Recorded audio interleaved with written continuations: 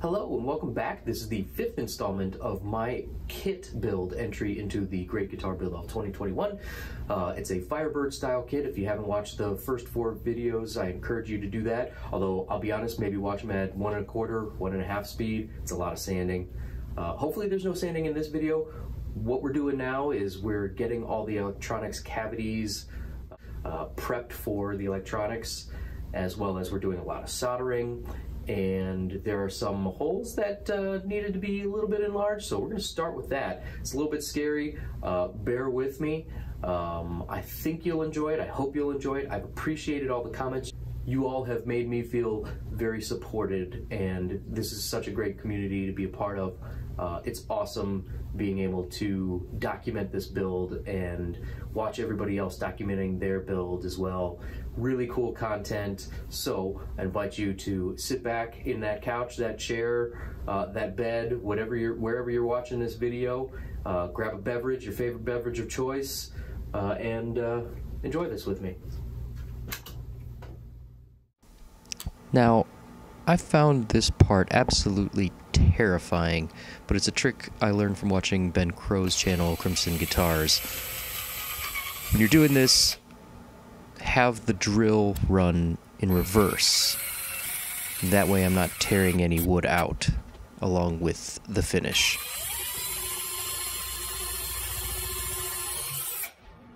You drop into that, drop into the hole and all the way, it feels scary.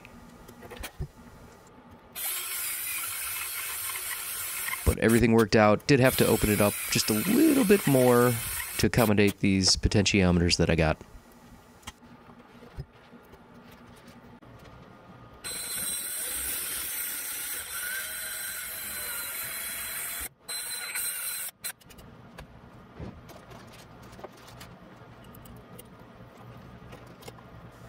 And after finishing the first one, it's just a process of repeating over and over, fitting with the potentiometer shaft to make sure that everything fits just right, and moving on to the next one.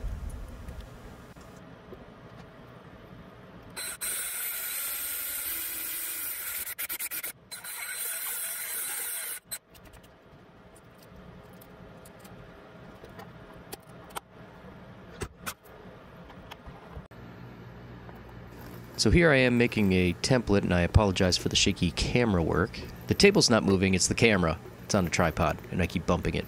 In either case, I put a little piece of wood underneath. I'm just tracing these circles and coloring them in a little bit. And once I have that little template, I know where each potentiometer needs to go. Just drill a little hole for it.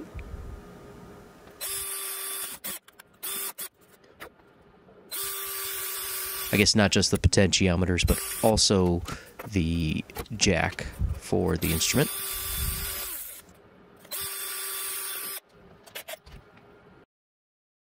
And here I had to actually put the potentiometers in and take a picture of it and then try and match it, because that cavity is so tight. And I know what you're thinking. You're thinking, Jesse, you should have just opened that cavity up a little bit. You have the chisels, you have the gouges, you have everything you need to do it. I don't have a router. That would have been ideal, I think. But in either case, I didn't think of that until I started editing the video. So we're just going with this and trying to make it work.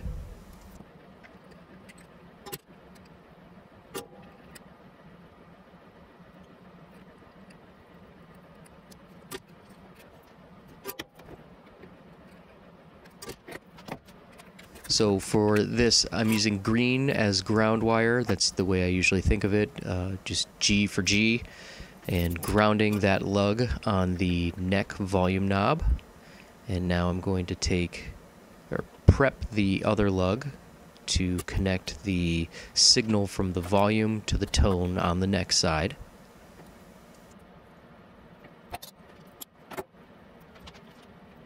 I like to get a bit of solder on not just the lugs, but also the cabling. It usually helps to make that soldering process go a lot faster to properly prep all of your cabling and connection points before you actually put the two together. So most of the time you have the potentiometer lugs facing each other for the volume and the tone, so it's really just like a direct connection from one to the other. But since I couldn't fit these potentiometers in facing each other based on how big they are, and yes, they are CTS pots, what I originally intended on doing was getting some mini humbuckers that could be coil split, and potentially doing Jimmy Page wiring where you can split coils, you can run them in series or parallel based on whether you're using neck or bridge or both. But I don't know that I had enough time to really do that, so I just went with the pickups that came with the guitar. And, you know, if I ever decide to change them out in the future, I've got the pots in there ready to go. They're push-pull, they're good quality. I've obviously already finished the build at this point and have tested it out, and we'll have a video of that coming soon. But that's why these pots, that's why I'm using these particular pots or potentiometers. So now I'm wiring the tone capacitor to ground from the, I think it's the middle lug? I can't remember now.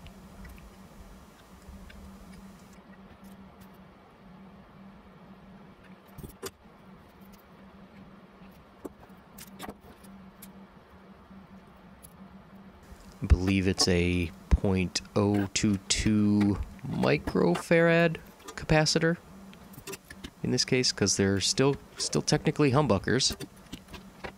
Might be 0.047. I'm not looking at the specs right now. But basically, now we're doing the bridge side, same as the neck side.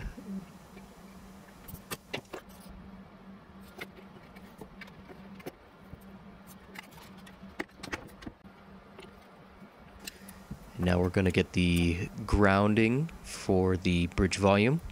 We're going to take from that right-hand lug as we're looking at it and just wire it to the metal chassis of that potentiometer.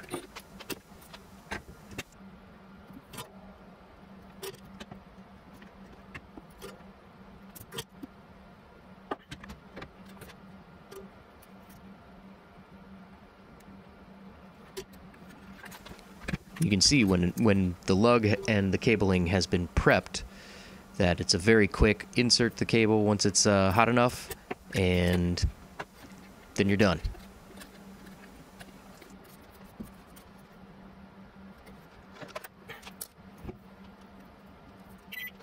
So here I'm just making sure that I'm about to wire the cabling correctly. So I'm going to start with the ground cable. I actually had a problem with this one, with the routing kind of through, or pathway through those potentiometers over to the jack.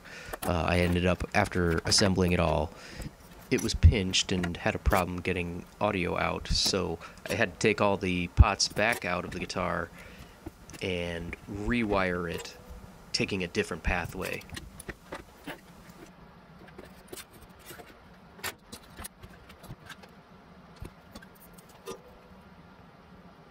Now I'm also using that signal tester as a little stand. Use what you got.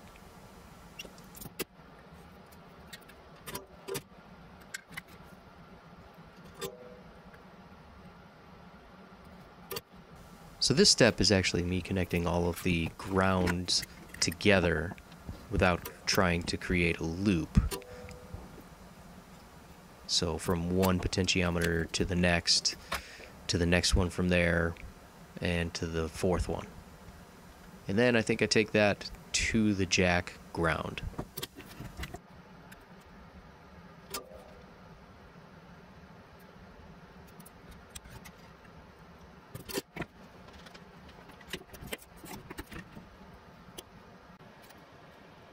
One of the reasons I like creating a quick template of where the potentiometers go before putting it in the guitar is it makes it a little easier to wire everything and then just pop it in the guitar, rather than trying to work in that tiny little cavity that I mentioned earlier where all these sit.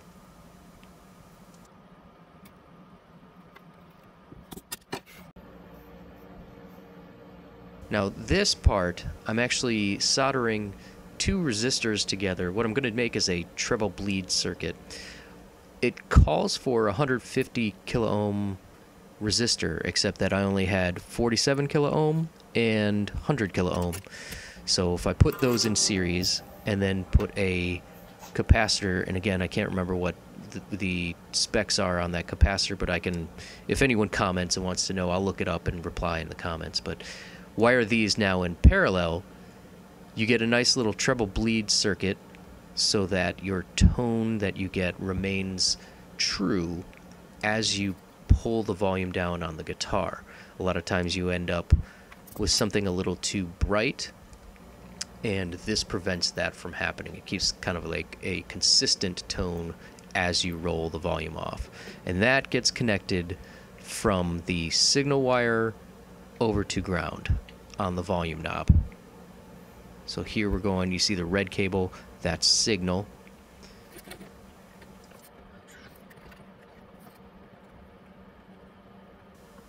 And then it goes into that center lug on the same potentiometer.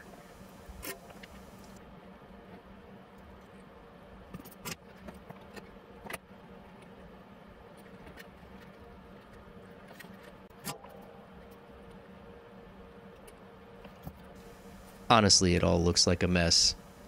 I'm pretty decent at soldering things, but not great at making them look nice.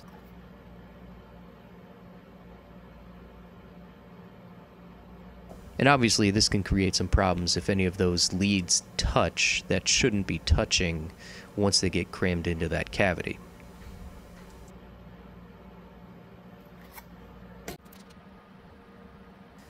And this is the pickup selector.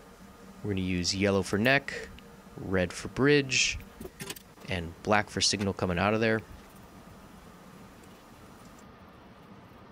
Here I am using electric shielding paint on the inside of this cavity to make sure that we don't have any hum from any signals coming through. I have used the copper shielding tape before, and I have now just started using this paint. I really like the paint. It's a little easier to work with. There's probably room for both in your workshop and places where one works better than the other. Now, as you can see with this bridge hardware, because of the finish that I've put on the guitar, there's not enough space for that hardware. So again, going in reverse, I'm opening up these holes just a little bit, making sure that the tailpiece pins fit inside, and they don't. Now I'm using a step drill bit to kind of open it up a little more. I'm using I think it's a guitar's B string as a grounding wire to go from that bridge pin or that tailpiece pin over to the control cavity.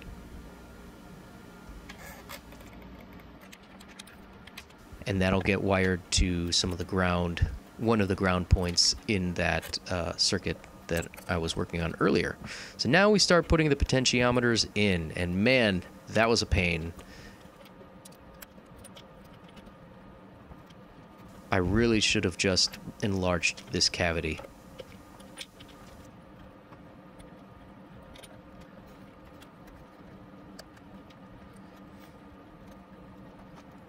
Lessons learned, I guess.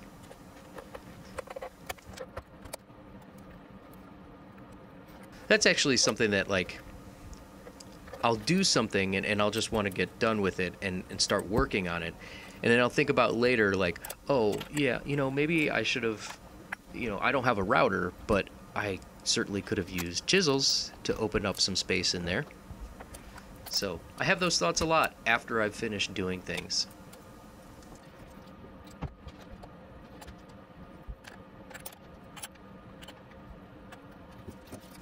This is a little tool that I got.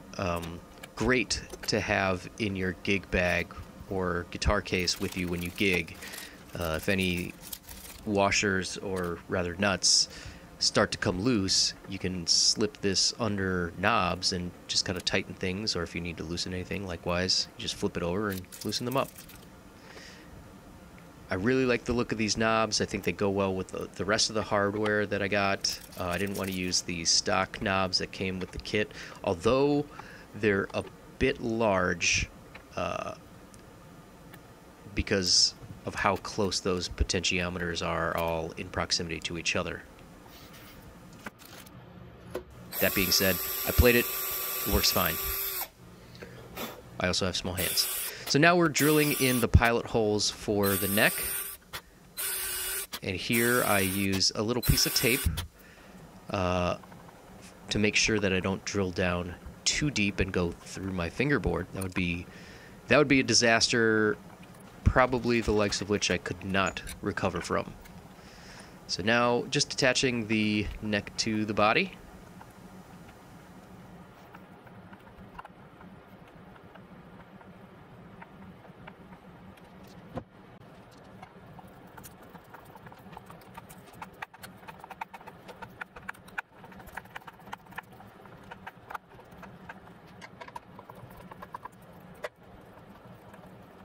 It's a very satisfying step, but once you're finished, you've got an assembled guitar. And if anyone is familiar with any sort of film concepts, you'll notice the continuity error here. There's no shielding paint in any of those cavities. So this was actually shot before I did the electronics work. But I felt for the flow of this video, be best to end with this shot. So again, thank you for watching. Thank you for joining. I'm going to try and wrap this up in one more video. No promises though, might be two. So hopefully within the next 2 videos, you'll get to see a finished product along with a little demo video, or a little demo of the guitar itself, how it sounds. And again, thanks for joining. Thanks for watching. Take care, and we'll see you on the next video.